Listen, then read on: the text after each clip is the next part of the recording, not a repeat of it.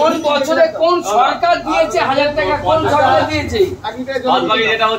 পদত্যাগ গানে ঢুকিয়ে দেবো আমরা, তৃণমূল কংগ্রেসের লোক আছি, মেরে গান ভেঙে দেবো।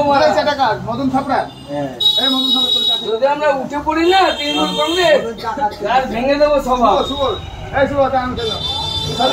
বাচ্চা জাস্টিস সিবিআই আন্ডারে চলে গেছে, জাস্টিস চোদাচ্ছ তোমরা।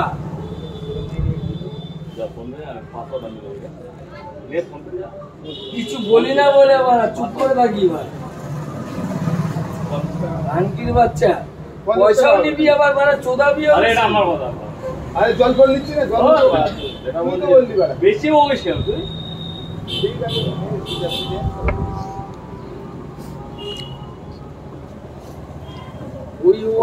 যাচ্ছিস যাচ্ছিস তোর বাবার পোদের মাথায় চুটা বাড়া।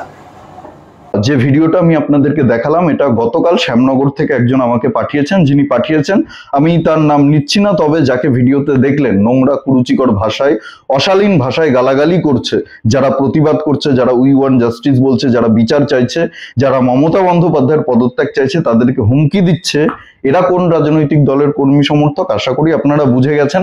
এবং ভিডিওর এক জায়গায় নিজের মুখে স্বীকার করলো যে আমরা তৃণমূলের কর্মী সমর্থকরা কিন্তু হাত গুটিয়ে বসে থাকবো না, মমতা বন্দ্যোপাধ্যায় 1000 টাকা করে দিচ্ছে, আর কি 1000 টাকা করে দিচ্ছে, তাই 1000 টাকা যিনি দিচ্ছেন তার পদত্যাগ চাওয়া যাবে না।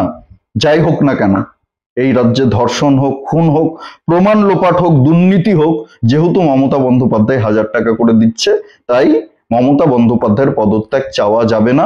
উই ওয়ান্ট জাস্টিস বলা যাবে না। উই ওয়ান্ট জাস্টিস বললে পেছন দিয়ে জাস্টিস ভরে দেব, এই ভাষায় তিনি ব্যবহার করলেন।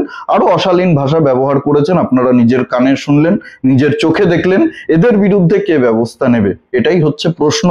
কালকে কুণাল ঘোষ একটা অডিও সামনে এনেছে যে আন্দোলনরত ডাক্তারবাবুদের উপরে হামলার চক্রান্ত হচ্ছে এবং সেই অডিওর ভিত্তিতে একজনকে গ্রেপ্তারও করা হয়েছে। খুব ভালো কথা।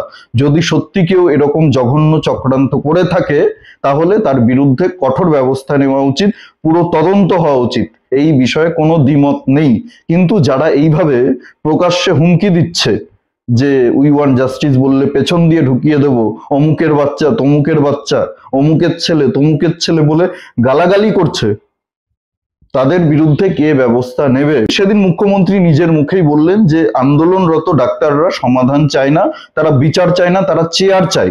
ডাক্তাররা নাকি মুখ্যমন্ত্রীর চেয়ারটা চায়। যদি সত্যি তাই হতো তাহলে ডাক্তাররা তো মুখ্যমন্ত্রীর পদত্যাগ দাবি করত। কোথাও কি তারা মুখ্যমন্ত্রীর পদত্যাগ দাবি করেছে? স্বাস্থ্যমন্ত্রীর পদত্যাগ দাবি করেছে? পুলিশ মন্ত্রীর পদত্যাগ দাবি করেছে? যে 5টা দফা সামনে রেখেছে, যে 5টা দফা নিয়ে আন্দোলন চলছে জুনিয়র ডাক্তারদের, সেই 5টা দফাতে কোথাও মমতা বন্দ্যোপাধ্যায়ের পদত্যাগের কথা উল্লেখ রয়েছে? স্বাস্থ্যমন্ত্রীর পদত্যাগের কথা উল্লেখ রয়েছে?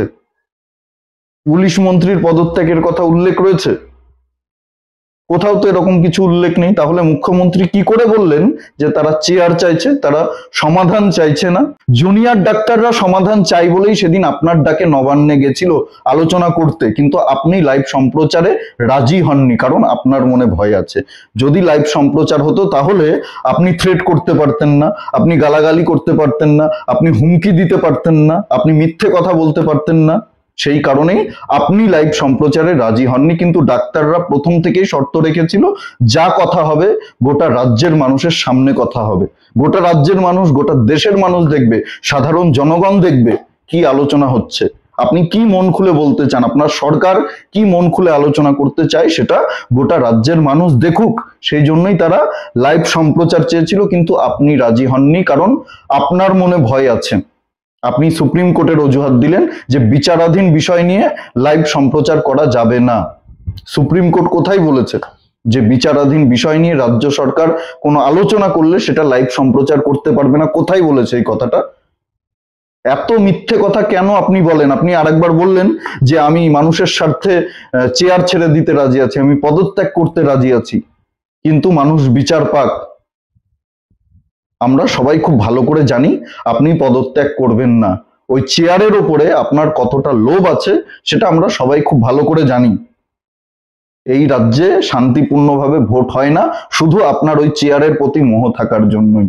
আপনি আপনার ক্যাডারদেরকে দিয়ে, এই যে যাদেরকে দেখলেন আপনারা, হুমকি দিচ্ছে, গালিগালাজ করছে, 1000 টাকায় নিজেদের বিবেক বিক্রি করেছে, এরাই আপনার জন্য বুথ দখল করে, আপনার জন্য ছাপ্পা ভোট মারে, আপনাকে ওই চেয়ারে বসিয়ে রাখার জন্য।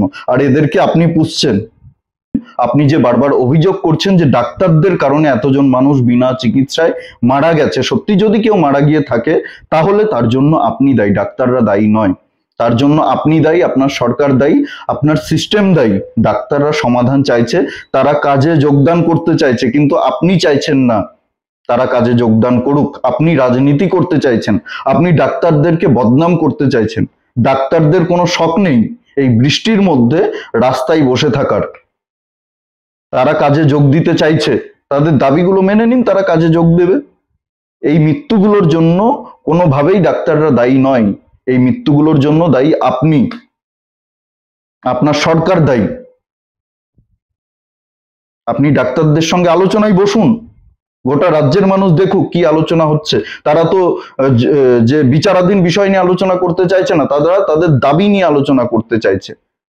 হসপিটালের ভেতরে ডাক্তারদের নিরাপত্তার বিষয় নিয়ে আলোচনা করতে চাইছে, যে সিন্ডিকেট চলছে, যে থ্রেট কালচার চলছে, সেই বিষয় নিয়ে আলোচনা করতে চাইছে।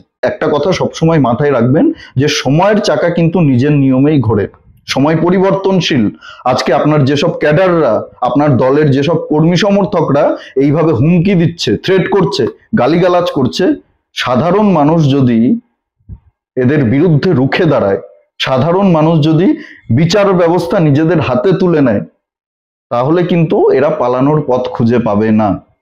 আর যেভাবে আপনারা চলছেন, যেভাবে আপনার দলের কর্মী সমর্থকরা চলছে, সেই দিন আসতে খুব বেশি দেরি নেই।